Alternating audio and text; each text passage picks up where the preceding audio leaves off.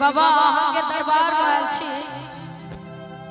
कनेक नजर भक्तों पर तो देखियो अते भक्ति भजन पूजा पाठ में हम सब हमेशा रही छी। अब अपनो कनी भक्त पर ध्यान दियो। दर्शन करैले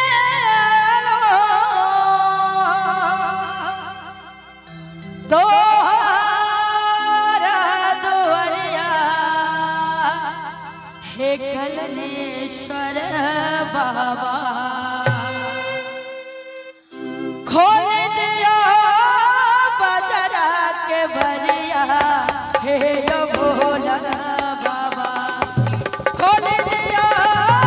बजरा के बरिया हे यो भोला बाबा खोल दिया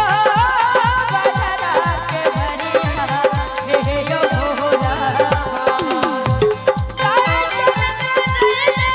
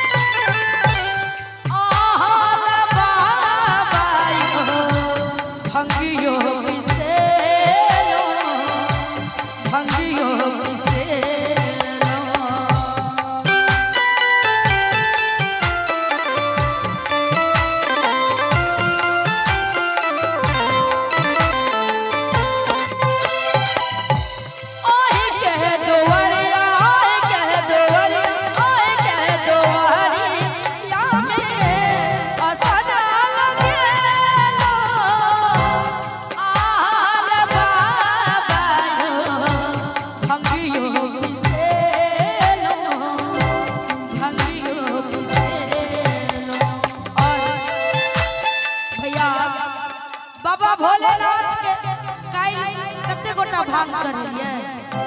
कने हाथ ले उठाए। अच्छा भांग कते गोटा काइल पिलिए भांग खेलिए कि नहीं भांग वाला गोला काइल सब माफ रहे खेलिए चाची सब तो नहीं खेना है तो हमरा बुझा रहा लेकिन इम्हर का जते नौजवान सब छथिन खेलिए कि नहीं हो हाथ उठबियो ना सरकार मर्द छी कि महिला हाथ उठबियो ना कते गोटा काइल भांग का गोला खेलिए ओहे के दुआरिया में असरा लगेलो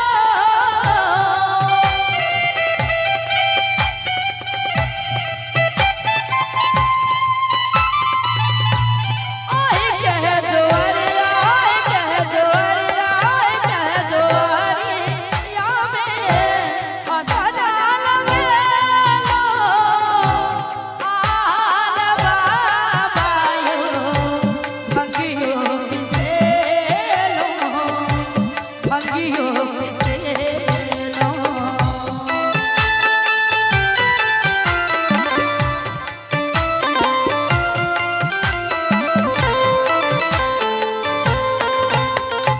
बिनती आर बाबा बिनती आर बाबा लियो खबरिया हे यो भोला बाबा हे यो भोला बाबा। और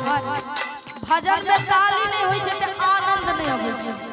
त कनी एक एक रति जते गोटा भोला बाबा के मानै छियै बस मीठ मीठ ताली बजा दे सब गोटे ताल पर ताली बजेबै त और नीक लागतै। ओही के दुआरिया में असरा लगेलो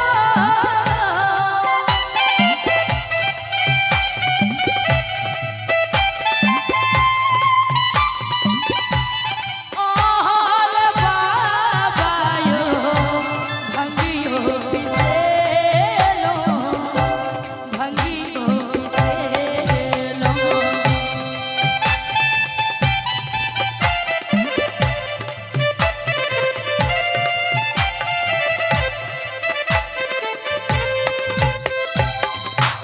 बिनती आर बाबा सुनबे अरजिया हे यो भोला बाबा हे यो भोला बाबा। और कते गोटा चाहे छियै कि बाबा के बार खुले अपने सब दर्शन करिए चाहे छियै तो बस दर्शन बिनती आर बाबा सुनबे अरजिया हे यो भोला बाबा खोल दिया बजना के बरिया हे यो भोला बाबा खोल दिया बजना के बरिया हे यो भोला बाबा।